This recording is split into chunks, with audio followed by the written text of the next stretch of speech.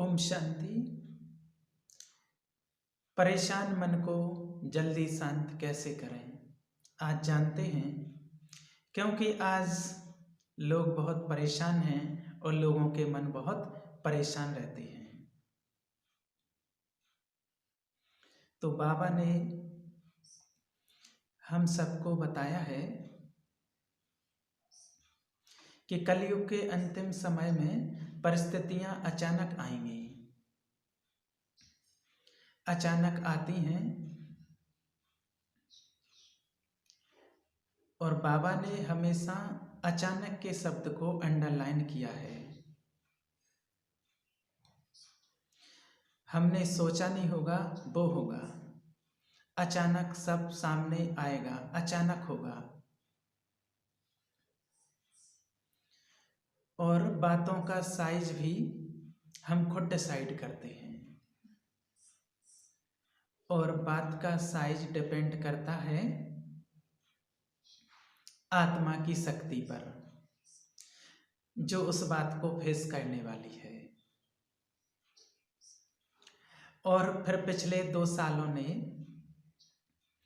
हमें प्रैक्टिकल ये दिखाया है कि अचानक बातें आती हैं। पहले तो बाबा के बच्चे कहते थे कि अचानक, फिर पिछले 2 सालों में दुनिया ने भी कह दिया कि अचानक, अचानक कुछ भी हो सकता है। लेकिन अचानक का सामना करने के लिए हमारे अंदर शक्ति होनी चाहिए।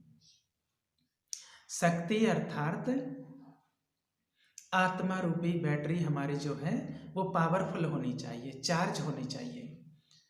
और उसमें इतनी शक्ति होनी चाहिए कि सिर्फ हम ही उस बात का सामना नहीं करेंगे, हमारे आसपास सारे लोग हैं जिन्हें उस बात का सामना करना है, उनको भी शक्ति हमें देनी है।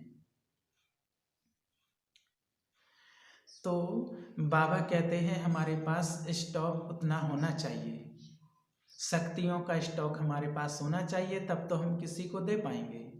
इतनी शक्ति होनी चाहिए हमारे पास कि परिस्थिति आने पर हमारे पास हम स्थिर ना रहें, लेकिन हमारे सिर्फ स्थिर रहने से पूरा परिवार, जो भी हमारे संपर्क में आने वाले लोग हैं, जो भी उस सीन में हैं, उस सिचुएशन में हैं, हमारे पास इतनी शक्ति हो कि वो भी सभी स्ट्रॉन्ग रहें, पावरफुल रहें। इतना स्टॉक हमारे पास होना चाहिए। ये जो शक्ति है अब ये उस दिन तो नहीं बनेगी कि एक ही दिन बन जाए। इस शक्ति को हमें पहले से धीरे धीरे धीरे करके रोज इकट्ठा करना होगा। जैसे एक उदाहरण है, एक सेंटर पर एक बहन आती थी, करीब 60 वर्ष उम्र होगी उनकी। तो उनको कैंसर की बीमारी हो गई, कैंसर हो गया। उन्होंने अपना इलाज कराना शुरू किया, कीमो कराया, है ना। जब उनका इलाज चल ही रहा था उसी टाइम पर उनकी बेटी को कैंसर हो गया। फिर बेटी का इलाज चला, फिर बेटी का लीवर फेल हो गया, फिर बेटी का लीवर ट्रांसफर हुआ। तो बेटी का एक बेटा भी था, वो लीवर ट्रांसप्लांट जो हुआ वो सक्सेस नहीं हुआ। तो फिर डॉक्टर ने उनको कहा कभी हम कुछ नहीं कर सकते हैं, डॉक्टर ने सीधा मना कर दिया। तो फिर वो वहाँ से फिर बॉम्बे गई, है ना।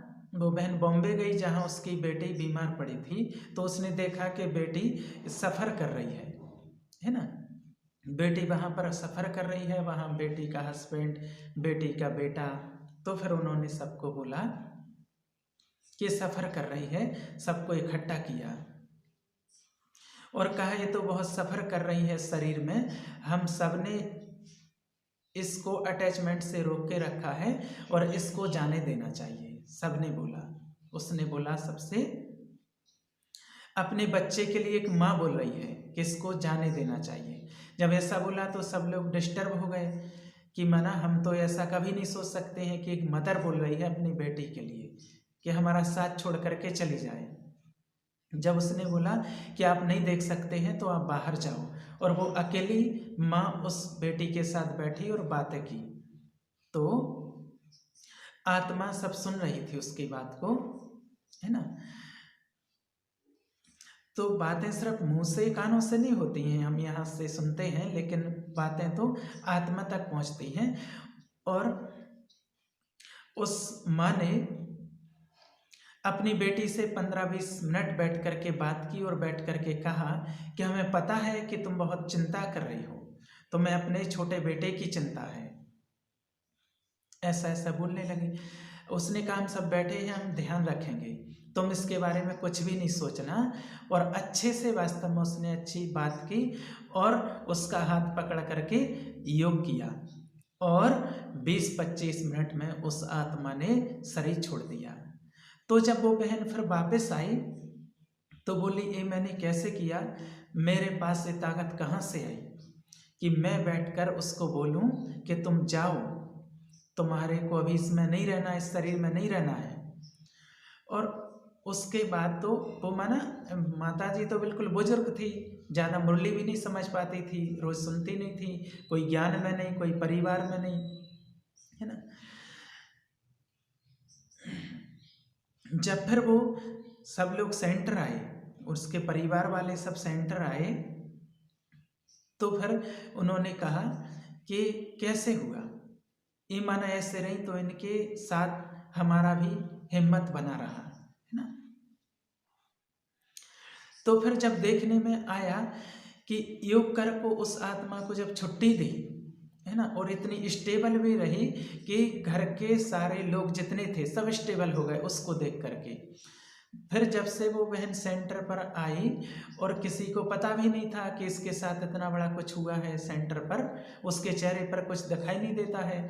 फिर वो कहती है कि ये सब मेरे को तो मालूम नहीं था, इतनी शक्ति कहाँ से मिली, मुरली मुझे इतनी याद नहीं रहती है, मुझे इतना बोलना नहीं आता है, लेकिन उसका कारण यही था कि उसने एक भी दिन मुरली मिस नहीं की थी, कि वो कभी मुरली मिस नहीं करती थी, रोज मुरली सुनने आती थी और लगन से मुरली सुनती थी। बाबा में मुरली में उसकी इतनी लगन थी। तो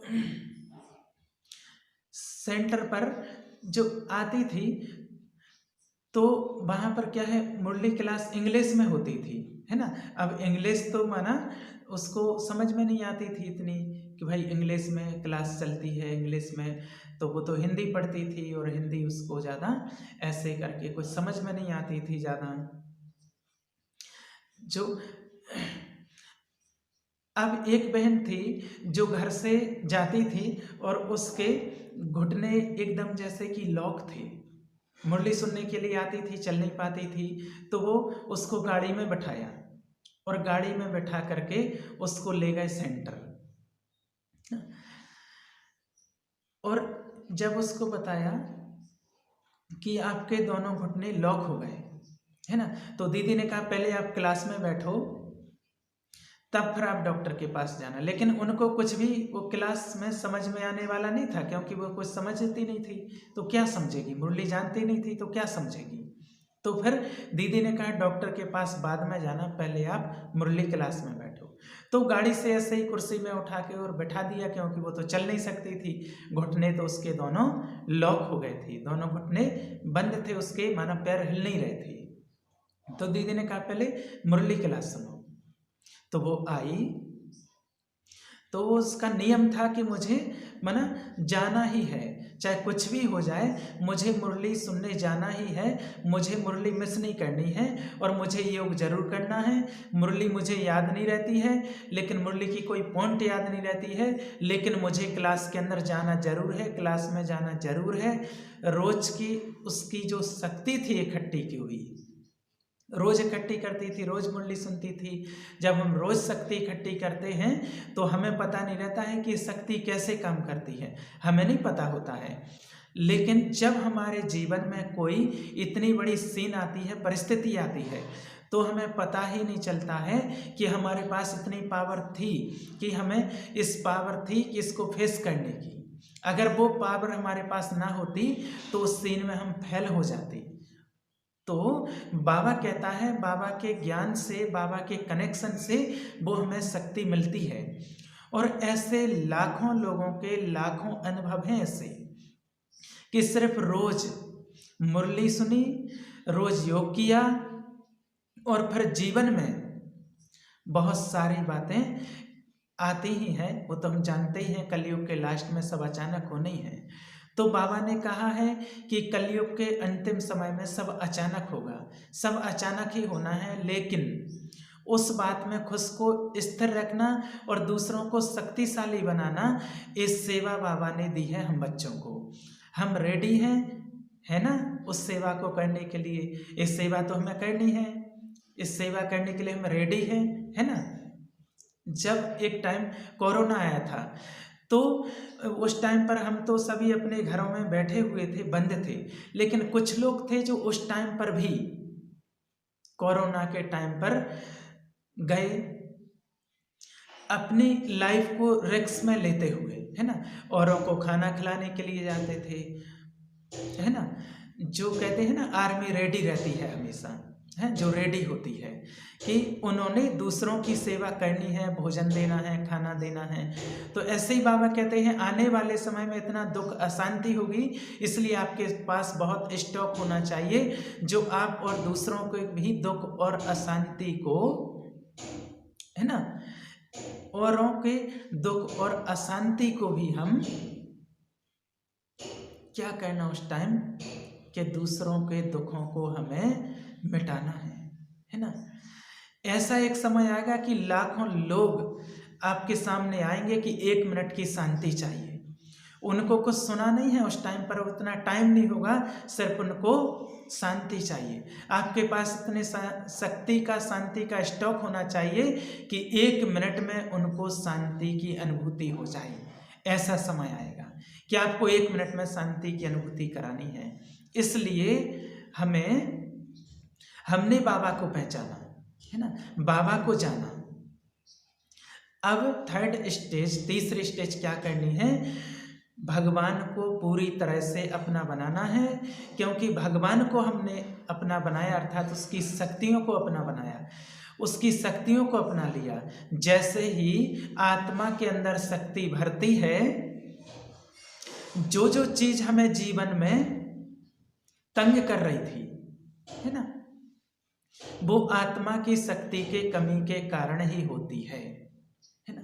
चाहे मन की उदासी हो, निराशा है, चाहे डर है, भय है, आजकल डर भय बहुत लगता है, चिंता बहुत होती है ना, चाहे शरीर में कोई रोग हो, दुख हो, तकलीफ हो, चाहे रिश्तों में टकराव है ना, सारी चीजें शुरू कहाँ से होती हैं, सारी चीजें शुरू कहाँ से होती हैं, यहाँ से। क्योंकि आत्मा जो संकल्प करती है, जो थॉट्स क्रिएट करती है, उसका असर सीधा आत्मा के ऊपर पड़ता है। तो कहते मुझे आज अच्छा फील नहीं हो रहा, आज मुझे उदास फील हो रहा है, एक क्या हुआ, किस कारण से हो रहा, कौन से संकल्प किए, तो फिर हर एक संकल्प हमारे शरीर पर पहुंचता है, जो थॉट हम क्रिएट करते हैं यहाँ से, और वो पूरा हमारी बॉडी पर उसका असर पड़ता है। तो क्या होता है, जब जीवन में कोई बात आती है, चाहे बिजनेस में हो, जॉब में हो, है ना, हम कहते हैं टेंशन होना नेचुरल है, उदास होना नेचुरल है। एक बात आई है जो बहुत बड़ी है, फिर वो बात वो क्रिएट करने से और हमारे शरीर पर उसका असर पड़ता है ना। फिर तीसरा इफेक्ट जो होता है, जब मुझ आत्मा की शक्ति कम होगी, तो फिर रिश्तों में कौन से वाइब्रेशन जाएंगे, रिश्तों में फिर कौन से वाइब्रेशन जाएंगे, जो हमारे वाइब्रेशन होंगे, जो हम वाइब्रेशन क्रिएट करेंगे वो ही रिश्तों में जाएंगे। हम सबके चारों तरफ एक एनर्जी है ना, जो एनर्जी है, अगर उस एनर्जी में तनाव है, दुख है, दर्द है, तो वो दुख दर्द हमसे दूसरों को मिलेगा, जो हम एनर्जी क्रिएट करेंगे। हम में से कईयों ने परिवार के किसी सदस्य को अगर खोया है ना, जब कोई आगे जाता है, आगे की यात्रा पर जाता है, आगे की जर्नी पर जाता है, तो हमें अपने लिए लगता है कि हम उनके बगैर कैसे जिएंगे, अपने लिए लगता है ना कि हम उनके बिना कैसे जिएंगे। तो जब हम ऐसा सोचते हैं कि हम कैसे जिएंगे उनके बिना, तो बहुत फिर उस टाइम पर दुख होता है, बहुत दर्द होता है, हम बहुत रोते हैं, बहुत दुख होता है ना। लेकिन हमें 1 सेकंड उस टाइम पर हमें रुक के चेक करना है कि वो सारा दुख दर्द जो हम फील कर रहे हैं वो किस तक पहुंच रहा है। सबसे पहले वो हम पर असर डालता है, दूसरा वो हमारे शरीर पर असर डालता है, तीसरा अभी जो हमारे अंग संग हैं उन पर असर डालता है, और चौथा जो उस आत्मा तक पहुंचता है जो अपने एक नए शरीर में प्रवेश कर चुकी है गर्भ के अंदर, उस पर भी वो असर डालता है। तो जो आत्मा एक नए शरीर में प्रवेश कर जाती है गर्भ में, वो शरीर बन रहा है उनका, और आत्मिक स्थिति जो अब होगी वो उस अनुसार ही होगी, उस अनुसार नए संस्कार बनेंगे, है ना, उस अनुसार उस आत्मा को उस नए शरीर में भाग्य बनेगा। तो जब हमें ये सब याद हो कि यहाँ से हम जो वाइब्रेशन भेजेंगे वो उनके नए शरीर में, उनके नए भाग्य में असर करने वाला है, नए शरीर नए भाग्य में असर करने वाले हैं। तो अब हमें यहाँ से कौन सी एनर्जी भेजनी है, कौन सी एनर्जी भेजेंगे, याद हमेशा आएगी उनकी, है ना, लेकिन एक याद होती है दर्द में याद और एक याद होती है प्यार में याद, है ना। तो दर्द की याद उनकी शक्ति को भी घटाएगी और प्यार और दुआ वाली याद उनकी शक्ति को भी बढ़ाएगी, है ना। लेकिन हमें लगता है कि कैसे दर्द नहीं होगा। ये तब होता है जब हम अपने आप को रोज एनर्जी देते हैं, है ना, परमात्मा के साथ कनेक्शन रखते हैं, परमात्मा से कनेक्ट करते हैं, उसकी शक्ति को अपने अंदर भरते हैं, तो हमारे से वो शक्ति सबसे पहली चीज उस आत्मा तक जाती है। क्योंकि जब आत्मा शरीर छोड़ती है, जब आत्मा गर्भ में होती है, तो उसकी कैचिंग पावर हाईएस्ट होती है ना, उसकी कैचिंग पावर बहुत हाई होती है और वो हमारे सारे वाइब्रेशन को कैच कर लेती है, कैच कर सकती है। तो ऐसे समय पर हम अगर रोज बाबा को याद करके उनको वो याद की शक्ति के वाइब्रेशन भेजेंगे, है ना, राइट, अगर हम उनको वो याद की शक्ति के वाइब्रेशन भेजेंगे तो वो हमारा सबसे बड़ा गिफ्ट होता है उस रिश्ते के अंदर, उस आत्मा के लिए। जब वो हमारे साथ होते हैं तो हम उनके लिए कुछ भी करने के लिए रेडी तैयार रहते हैं कि हम कुछ भी कर सकते हैं उनके लिए। लेकिन जब वो हमारे साथ नहीं होते हैं तब हमें उनके लिए भी रेडी होना है, कुछ करने के लिए उनके लिए। हमेशा याद रखना है, हमने एक जन्म खोया है लेकिन उस एक आत्मा ने सब कुछ खोया है। हमने तो एक के लिए खोया है लेकिन उस आत्मा ने सब कुछ खोया है, उस संबंधी परिवार जो कमाया है सब कुछ एक सेकंड के अंदर उस आत्मा ने खोया है। तो उसका दर्द हमारे दर्द से कई गुना ज़्यादा होता है, हमारे दर्द से बहुत बड़ा होता है, क्योंकि हमारे साथ तो संबंधी अभी भी हैं और वो एक सेकंड में सबको खो करके छोड़ करके चली गई, तो उनका दर्द बहुत ज़्यादा होता है। तो हमारी रिस्पॉन्सिबिलिटी होती है कि हम रोज़ मेडिटेशन में भी परमात्मा से शक्ति लेकर के, बाबा से शक्ति लेकर के और उन तक वो शक्ति भेजें तो उनका वो नया भाग्य अच्छे से बने, है ना। इसीलिए योग में जो हम प्रयोग करते हैं, योग का प्रयोग जो हम करते हैं, है ना, ये हमें सबको करके देखना है। किसी के साथ भी अपने रिश्ते को ठीक करना है, आपका कोई कहना नहीं मानता है, कोई बात करानी है, कुछ कराना है, तो आप योग में उस आत्मा को वो मैसेज दे सकते हैं। उसमें लेकिन कोई स्वार्थ नहीं होना चाहिए कि हम स्वार्थ के बस हम दें, लेकिन आपको जो मैसेज उनको देना है तो आप परम धाम में बाबा के पास बैठकर उस आत्मा को इमर्ज करें और बाबा को याद करके और वो शक्ति उस आत्मा को दें और वो मैसेज दें। और फिर प्रैक्टिकल में देखें आप कि वो आत्मा ने, उस आत्मा ने आपका वो मैसेज प्रैक्टिकल कर लिया है। जो बात यहाँ से बोलने से लोगों को समझ में नहीं आती है वो परम धाम में बिठाकर जब हम मैसेज भेजते हैं तो वो मैसेज उस आत्मा को कैच हो जाता है। और अगर यहाँ लोग बात वो कैच कर सकते हैं तो फिर जिस आत्मा ने शरीर छोड़ा है वो आत्मा तो बहुत फास्ट कैच कर सकती है और बहुत फास्ट कैच कर लेती है। तो इसलिए निराकारी स्थिति में बैठकर बाबा की शक्ति को अपने अंदर भरना, फिर उस शक्ति को अपने शरीर को देना। अगर शरीर में कुछ, फिर वो शक्ति को उस आत्मा तक देना, है ना, और फिर वो शक्ति प्रकृति को देना और उस शक्ति को उनको देना जिन्होंने नया शरीर लिया है। ये सब कुछ योग में होता है, योग में ही हमें ये सब कुछ करना है ना। और ये शक्तियों की सेवा करते हुए सबसे पहले मुझ आत्मा की शक्ति क्या होती जाएगी, ऑटोमेटिक बढ़ती जाएगी, बढ़ेगी। लेकिन अनुभव ये कहता है कि लाखों लोगों का अनुभव है, लाखों लोगों का अनुभव कहता है कि योग तुरंत हमारा कभी कभी लगता नहीं है ना। कहते हैं कोशिश कर रहे हैं, लग नहीं रहा है, एक क्षण में लग नहीं रहा है। तो योग भी लगे उसके लिए सबसे पहले हमें मुरली की जरूरत होती है। जैसे कोई हमें कहे कि एक्सरसाइज करो, लेकिन खाना तो खाया हुआ होना चाहिए ना। कमजोर शरीर एक्सरसाइज नहीं कर सकता है। कमजोर शरीर एक्सरसाइज करने लगे तो और क्या होगा, और ही माना बैठ जाएगा और कमजोर हो जाएगा। इसलिए बाबा कहते हैं कि पहले मुरली सुनो, है ना।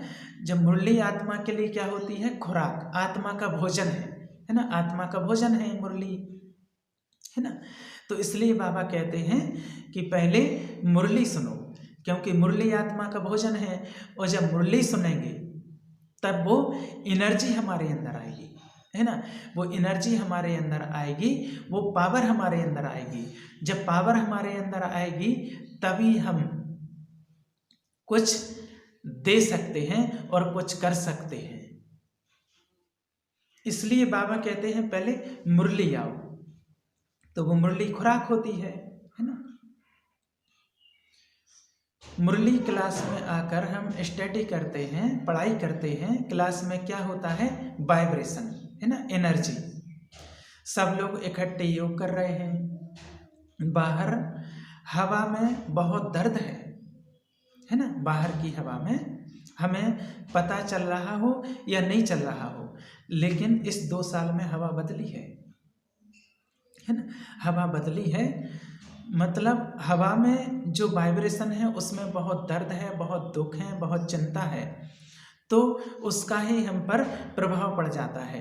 कभी कभी हमारी स्थिति ऐसे ही डाउन हो जाती है। लेकिन अगर हम रोज सेंटर पर आते हैं, अगर 1 घंटे के लिए भी अगर सेंटर आते हैं और इसमें हमारी सेंटर की हवा का जो असर पड़ता है ना,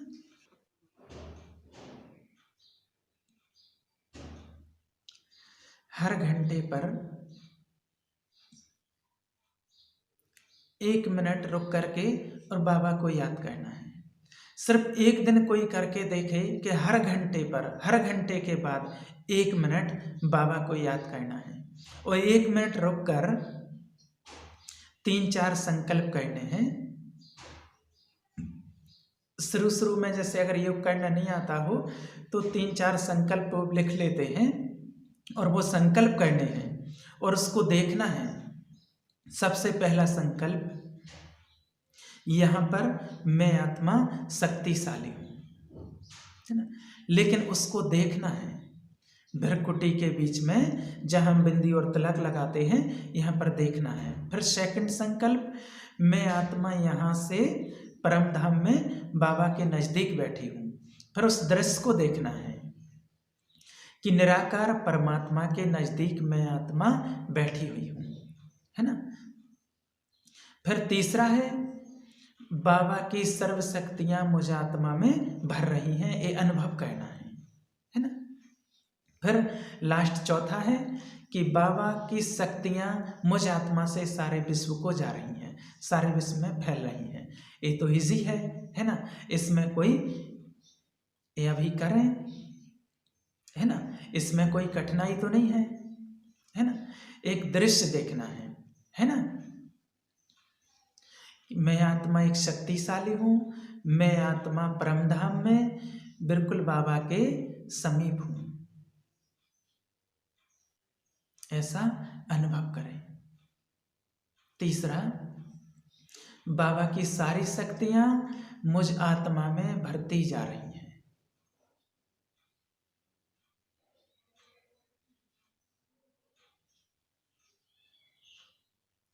अनुभव करना है, बाबा की सारी शक्तियाँ मुझ आत्मा में भरती जा रही हैं। मुझ आत्मा से सारी शक्तियाँ सारे विश्व तक पहुँच रही हैं। मुझ आत्मा से सारी शक्तियाँ सारे विश्व तक पहुँच रही हैं। और अगर स्पेशल किसी आत्मा को देना चाहते हैं तो इस समय उस आत्मा को बाबा के सामने बिठाकर बाबा की शक्तियाँ मुझ आत्मा पर और मुझ आत्मा से उस आत्मा को मिल रही हैं।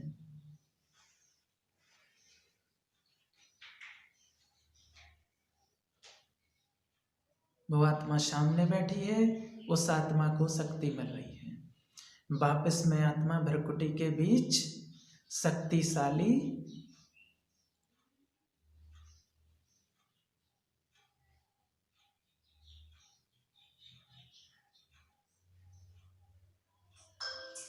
आज शाम 6 बजे से कल सारा दिन तक एक करके देखें, 1 घंटा, है ना, हर घंटे में 1 मिनट के लिए, है ना।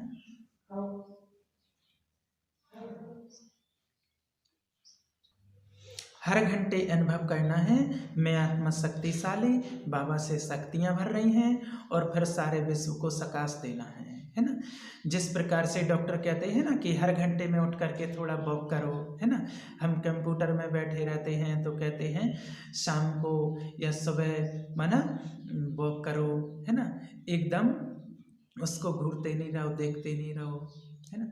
अगर 1 घंटे वॉक करें वो एक तरफ, और 1 घंटे में अगर 1 मिनट वॉक करें तो वो एक तरफ होता है।